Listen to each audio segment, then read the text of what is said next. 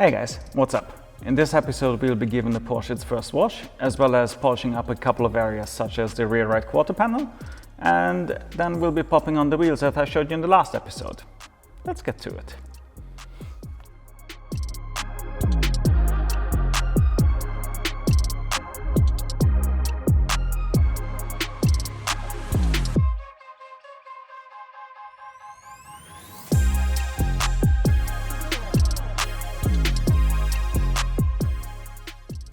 In fact, I started with the wheels because I was super excited to get them on the car and see how the picture changed.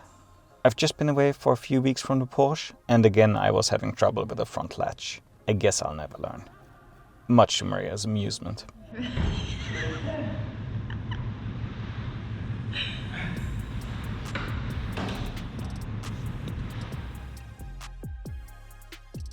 I took out all the fender liner and loose carpeting stuff that was stored in there for good now, and I'm taking it to the house for some deep cleaning and figuring out what I'll be doing with it. There's still loose parts all over the car that I don't even know where they belong.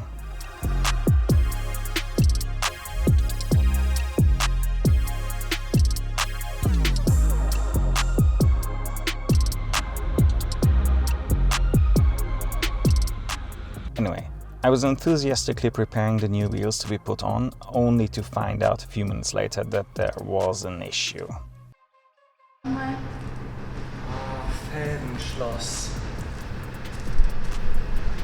Kacke. These wheels had a locking nut on there, which I did not expect, and I promptly started looking all over the car if they maybe left it somewhere in there. They did not. Sat down to Google for solutions, but unfortunately there was nothing I could do right then and there, so let's continue chronologically.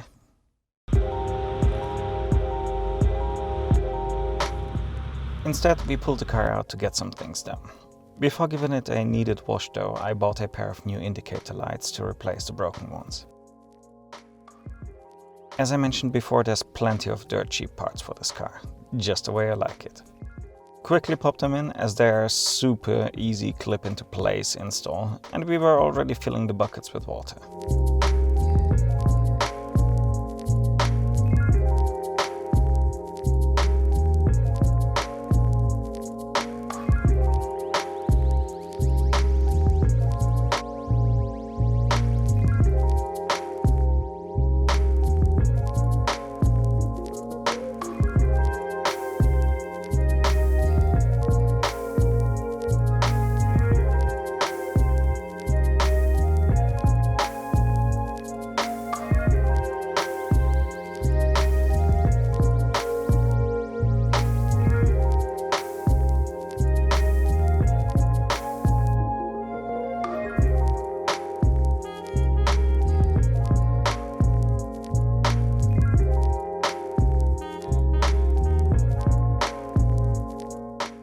After the scrub down, I quickly drew the clay bar as well to remove additional grime left on the paint, especially around the rear right quarter panel area, which I want to polish to see what's going on there.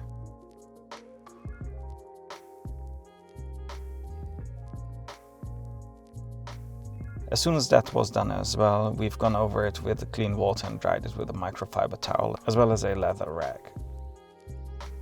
Next up was polishing up the dull rear right fender. The goal was simply to get it to the same level of shininess as on the other side. My polishing gear consists of the good old Meguiar's and Rupes combo. For the most part and the rough stuff, I'm using the pink Meguiar's D300 correction compound with a Meguiar microfiber cutting pad.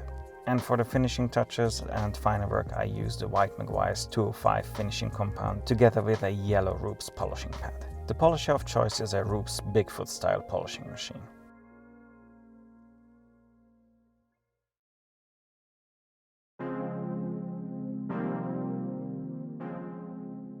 In general, I just prime the pad to have no dry spots anywhere, and then I use the 3-dot technique to get started. I give every small area 4 to 5 passes before cleaning it off to check if everything is alright, and then repeat if needed. I just wipe the leftover residue off with a cloth or microfiber towel, and it usually leaves me with a solid finish, just like in this case. It came out way better than expected. Not sure why it was so dull in the first place, only on that side, but for now I'm happy with it.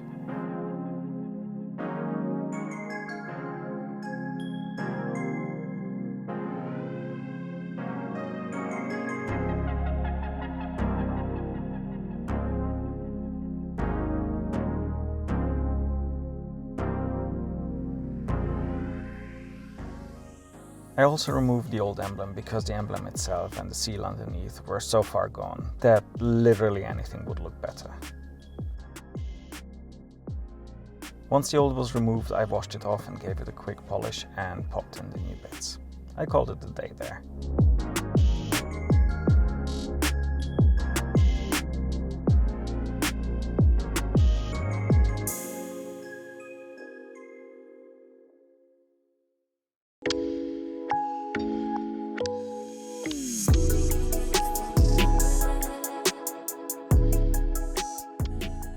The next day I got back to solving the locking nut issue. Before taking more drastic measures, I figured I'd call up Porsche directly, because by that time I had figured out that this was some sort of Porsche locking nut. Sadly, they told me, and unlike what the internet says, they can't lend out individual key sockets, and in order for them to unlock it, I'd have to tow the car there.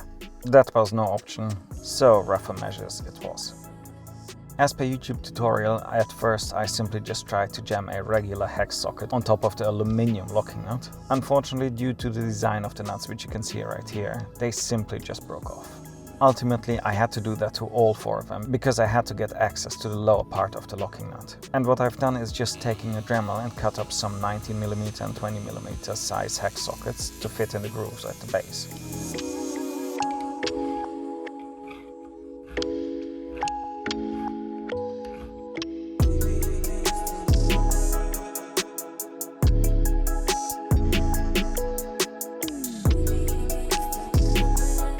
I gave it a few taps with a hammer to seat them nicely, and off they went.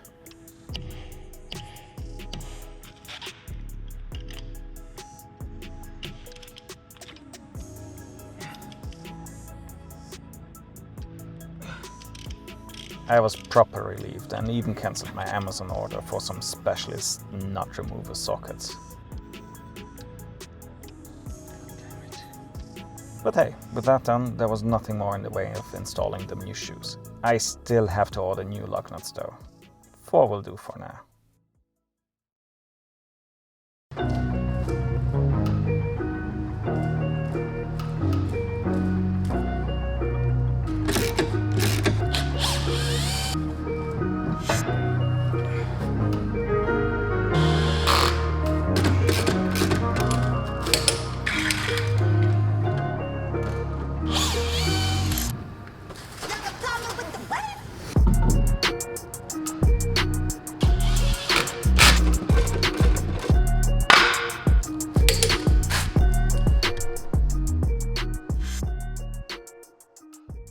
God damn that wheel gap.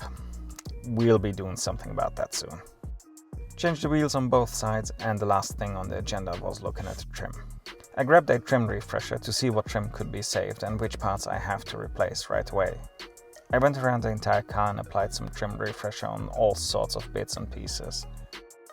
Some were still okay to be used for a while, and others were worse for wear.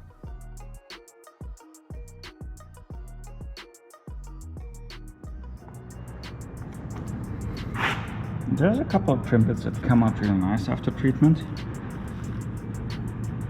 but there's others that are just hopeless, such as the trim around the lights here and also on the roof. This one's pretty done and they'll be replaced. The one on the front is decent-ish, but I might have to replace it. It doesn't look bad after having treated some of them, but God knows how long it stays like that. We'll see. I'll be ordering tons of new parts for the coming episodes and tackle everything on this car bit by bit. But for now, all that was left to do is park the car up in the corner for some money shots, which you can find on my IG. If you're interested in the story behind the wheels, feel free to check that video on the cards. Thanks for sticking with me this far. I'll see you next time. Bye.